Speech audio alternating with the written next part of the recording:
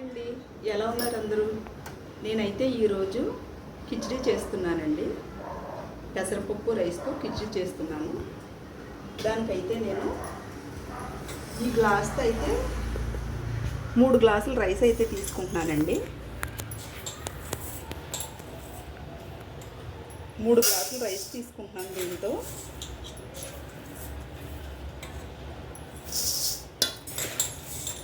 కావాలంటే ఇంకొక glass extra కూడా వేసుకోవచ్చండి. 4 గ్లాసులతో కూడా చేసుకోవచ్చు. నేనైతే 3 గ్లాసులు తీసుకుంటున్నాను. 1 గ్లాస్ పెసరపప్పు అయితే తీసుకున్నాను. ఇప్పుడు ఈ రెండింటిని శుభ్రంగా కడుక్కొని వాటర్ వేసుకుని పక్కన పెట్టుకుందామండి. వీటిని అయితే ఇప్పుడు శుభ్రంగా కడుక్కొని కొన్ని వాటర్ వేసుకుని అయితే పక్కన పెట్టుకుందామండి.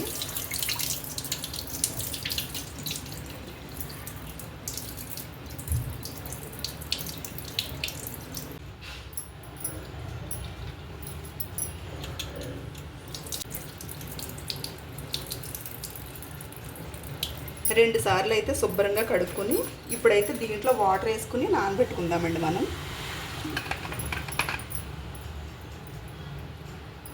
ఇప్పుడైతే పక్కన పెట్టుకుందాం. మనం తాలింపు వేసుకునేటప్పటికి ఇదైతే నానొద్దండి. నేనైతే తాలింపుకి అయితే బిర్యానీ సామాన్లు అయితే తీసుకున్నానండి. యాలకులు, లవంగాలు, చెక్క, మరాఠీ మొగ్గ, అనాస పువ్వు, 2 బిర్యానీ ఆకులు అయితే తీసుకున్నానండి. నేనైతే నెయ్యితో చేస్తున్నానండి. నెయ్యి లేని వాళ్ళు ఆయిల్తో కూడా చేసుకోవచ్చు. కాకపోతే నెయ్యితో అయితే చాలా టేస్ట్గా ఉంటుందండి. నేనైతే 3 స్పూన్ల నెయ్యి అయితే తీసుకున్నానండి. నెయ్యి అయితే కాగిందండి. ఇప్పుడు మనం మసాలా సామాన్లు అయితే వేసి వేయించుకోవచ్చు.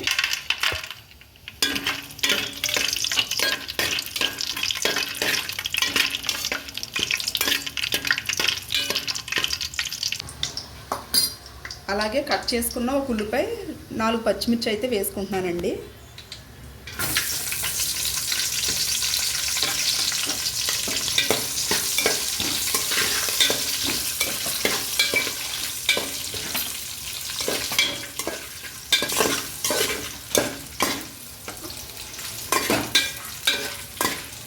అయితే ఉల్లిపాయలు అయితే బాగా మగ్గిన తర్వాత అల్లం వెల్లుల్లి పేస్ట్ అయితే వేసుకుందామండి. మధ్యలోపు అయితే నేనైతే పక్కన కర్రీ ప్రిపేర్ చేస్తానండి. కిచిడీలోకి అయితే బంగాళదుంప కర్రీ చాలా బాగుంటుందండి. అలాగే మిల్ మేకర్ కర్రీ కూడా బాగుంటుందండి. నేనైతే బంగాళదుంప కర్రీ అయితే చేస్తున్నాను. ఇప్పుడు కర్రీ కోసం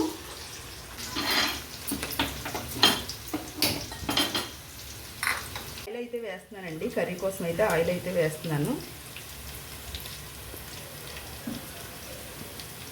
అయితే కాగిందండి. ఇప్పుడైతే నేను ఉల్లిపాయలు వేయించుకుంటాను.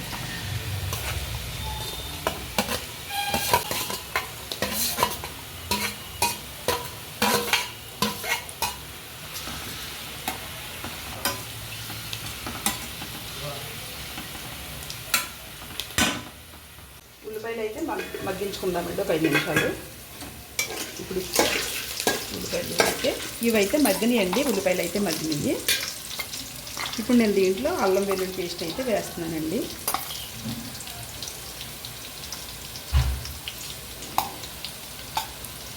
టూ స్పూన్స్ అల్లం వెల్లుల్లి పేస్ట్ అయితే వేసాను. అల్లం వెల్లుల్లి పేస్ట్ వేసి ఒక 5 నిమిషాలు అయితే బాగా మగ్గనిద్దామండి.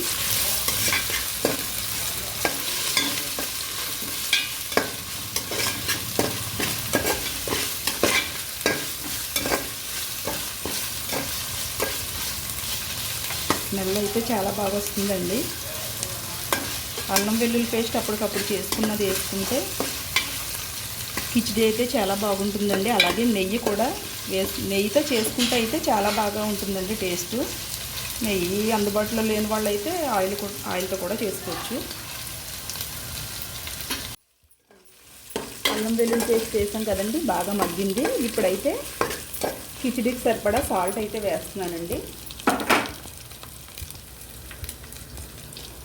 2 స్పూన్స్ అలా సరిపోతుంది సాల్ట్ అయితే. నేనైతే 2 స్పూన్స్ సాల్ట్ వేసానండి.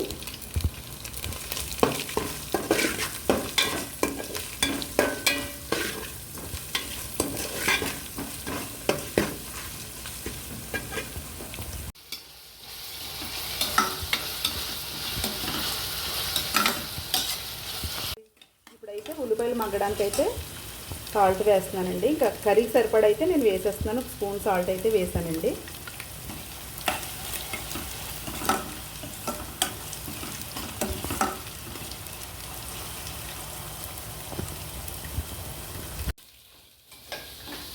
ఇదైతే బాగా మగ్గిపోయిందండి. ఉల్లిపాయలు అల్లం వెల్లుల్లి పేస్ట్ అయితే బాగా మగ్గింది. ఇప్పుడైతే మనం వాటర్ వేసుకుందామండి. నేనైతే ఈ గ్లాస్తో 3 గ్లాసులు రైస్ని 1 గ్లాస్ పప్పు తీసుకున్నాను. 4 గ్లాసులు అయితే తీసుకున్నాను కదండి నేను పప్పు రైస్ కలిపి. ఇప్పుడు 8 గ్లాసులు వాటర్ అయితే వేసుకోవాలండి.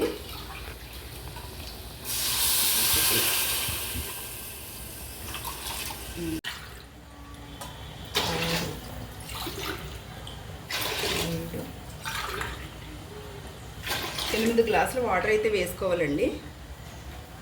బాగా కలిపి ఇప్పుడైతే పొంగు వచ్చాక మనం రైస్ అయితే వేసుకుందామండి. ఇప్పుడైతే దీని మీద అయితే మూత అయితే పెడుతున్నాను. ఇప్పుడు కర్రీ ఎలా ఉందో చూద్దాం. ఉల్లిపాయలు అయితే బాగా మగ్గినాయి కదండి. బంగాళదుంప అయితే వేసేస్తున్నాను.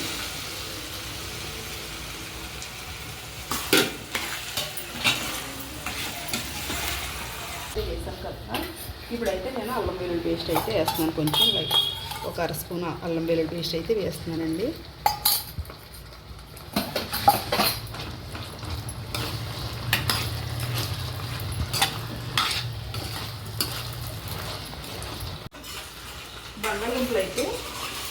బంగాళదుంపలు వేసుకున్నాం కదండి. ఇప్పుడైతే మగ్గిందండి. ఇప్పుడైతే సరిపడా కారం, పసుపు అయితే వేసుకుందామండి.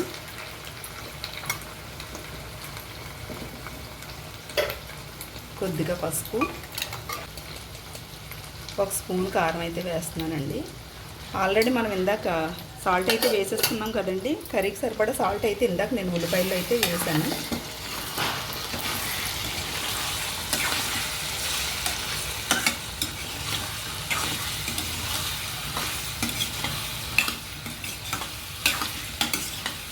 ఇప్పుడైతే ఒక 5 నిమిషాలు అయితే మగ్గనిద్దామండి. పెట్టినప్పుడు తీసి ఇప్పుడైతే కర్రీ ఎలా ఉందో చూద్దామండి.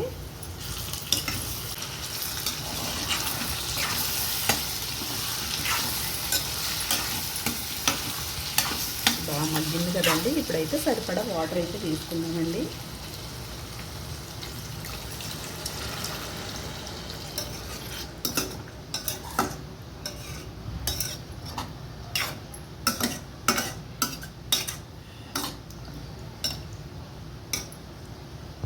ఇప్పుడైతే వాటర్ అయితే పొంగుతుంది కదండి. మనం ముందుగా కడిగి పెట్టుకున్న ఈ రైస్ పెసరపప్పునైతే వాటర్ వంపేసుకుని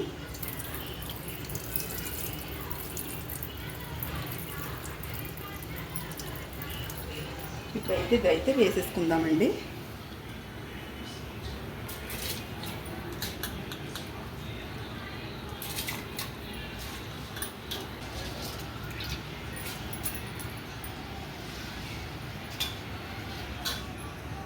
ఇప్పుడైతే బాగా కలుపుకుని మూత అయితే పెట్టుకుందామండి.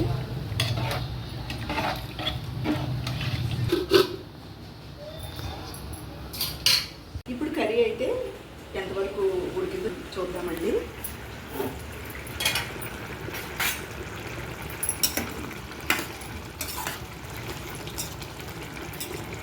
ఇంకొక 5 నిమిషాలు పడుతుందండి కర్రీ అవడానికి అయితే. నేనైతే ఇప్పుడు మసాలా అయితే వేస్తున్నానండి కర్రీలో.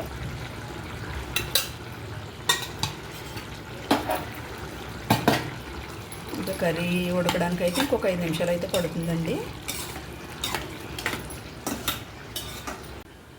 ఇప్పుడైతే రైస్ అయితే చూద్దామండి ఒకసారి.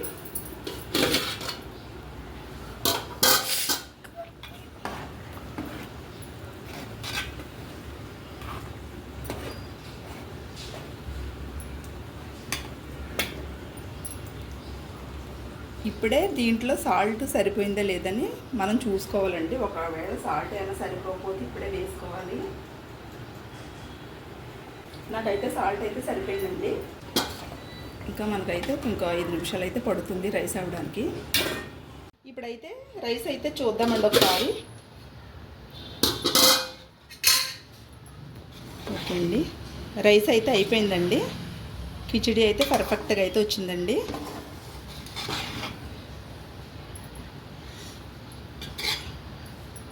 కిచిడి అయితే రెడీ అయిపోయిందండి. ఇప్పుడైతే స్టవ్ ఆఫ్ చేసుకుందాం.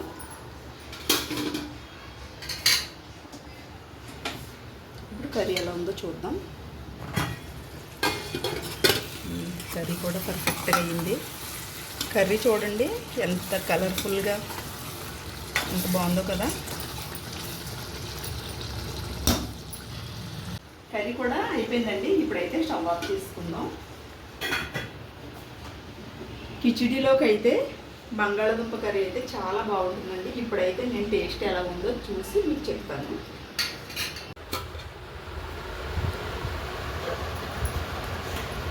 కిచిడి అయితే పర్ఫెక్ట్గా వచ్చిందండి. చాలా వేడిగా ఉంది. ఇప్పుడు నేను టేస్ట్ ఎలా ఉందో చూసి చెప్తాను.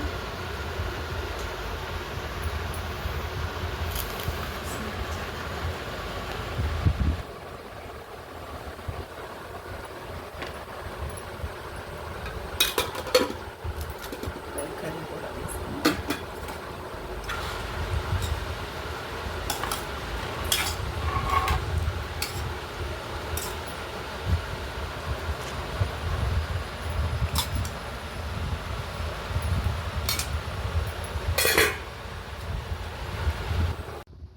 కిచిడి అయితే టేస్ట్ ఎలా ఉందో చూసి చెప్తానండి.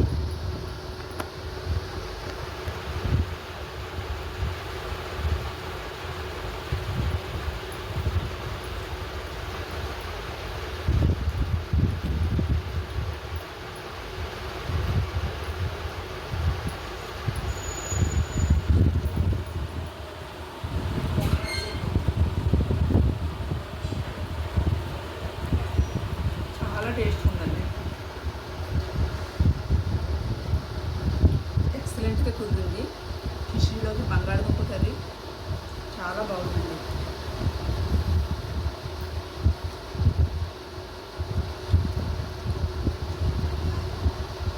మీరు కూడా ఈ రెసిపీని అయితే ఒకసారి అయితే ట్రై చేయండి. అలాగే ఫ్రెండ్స్, వీడియో చూసినప్పుడైతే ఒక లైక్ అయితే చేయండి. నా ఛానల్ అయితే సబ్స్క్రైబ్ చేయండి, లైక్ చేయండి, షేర్ చేయండి, కమెంట్ చేయండి. Thank you all.